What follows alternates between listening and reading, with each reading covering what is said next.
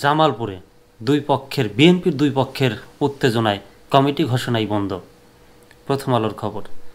জামালপুরে দুই পক্ষের উত্তেজনার মধ্যে বিএনপির সম্মেলন ঘোষণা হয়নি কমিটি।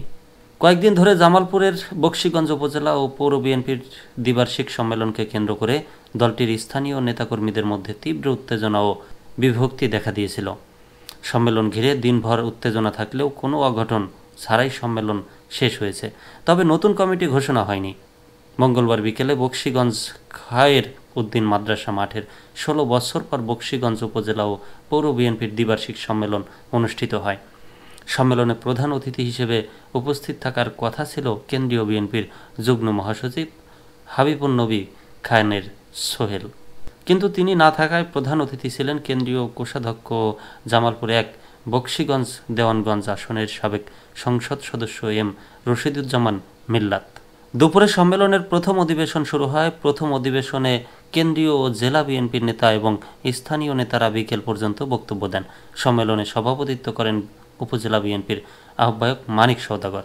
দলীয় সূত্রে জানা গেছে, সম্মেলন ঘিরে দলের নেতাকর্মীরাও বিভক্ত হয়ে পড়েছেন। কয়েকদিন থেকে সম্মেলন সফল ও প্রতিহত করতে পাল্টাপাল্টি মিছিল হচ্ছিল। সম্মেলন সফল করতে সোমবার সন্ধ্যার দিকে উপজেলা বিএনপির আহ্বায়ক মানিক সওদাগরের নেতৃত্বে মিছিল বের হয়। অন্যদিকে সম্মেলন বন্ধের দাবিতে বিকেল ৪টার দিকে উপজেলা বিএনপির সাবেক সভাপতি ও সাবেক উপজেলা চেয়ারম্যান আব্দুর রউফ তালুকদারের নেতৃত্বে একটি মিছিল বের করা হয়। সম্মেলন ঘিরে দলটির স্থানীয় নেতাকর্মীদের মধ্যে উত্তেজনা ও বিভক্তি দেখা দেয়। অনাকাঙ্ক্ষিত পরিস্থিতি এড়াতে শহরের গুরুত্বপূর্ণ স্থানে ও সম্মেলনের স্থানে অতিরিক্ত পুলিশ মোতায়েন করা হয়। তবে দিনভর নানা উত্তেজনা থাকলেও অবশেষে কোনো ধরনের অপ্রীতিকর ঘটনা ছাড়াই সম্মেলন শেষ হয়েছে। দ্বিতীয় অধিবেশনে আহ্বায়ক কমিটি বিলুপ্তি করে নতুন কমিটি ঘোষণা করার কথা ছিল, কিন্তু আহ্বায়ক কমিটিও বিলুপ্তি করা হয়নি এবং নতুন কমিটিও ঘোষণা করা হয়নি।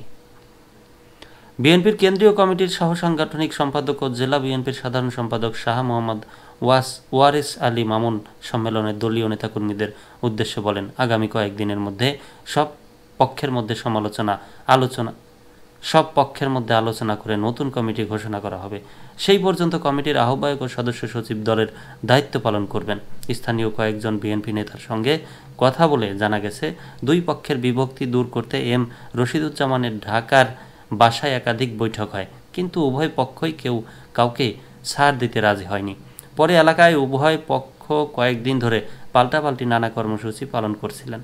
এই নিয়ে উভয় পক্ষের মধ্যে উত্তেজনা বিরাজ করছিল। সম্মেলন শুরুর আগে এম রশিদুজ্জামান বলেন, সম্মেলন ঘিরে এই মুহূর্তে কোনো ধরনের উত্তেজনা নেই। যে পক্ষটি দলের ঢোকার জন্য মিছিল করছিল তাদের মধ্যে থেকে দলের দুর্দিনে পাশে থাকা ও ত্যাগী নেতাকর্মীদের কমিটিতে অন্তর্ভুক্ত করা হবে। ইউনিয়ন ও ওয়ার্ড কমিটিগুলো কর্মী সম্মেলনের মাধ্যমে আগেই করা হয়েছিল বলে তিনি জানান।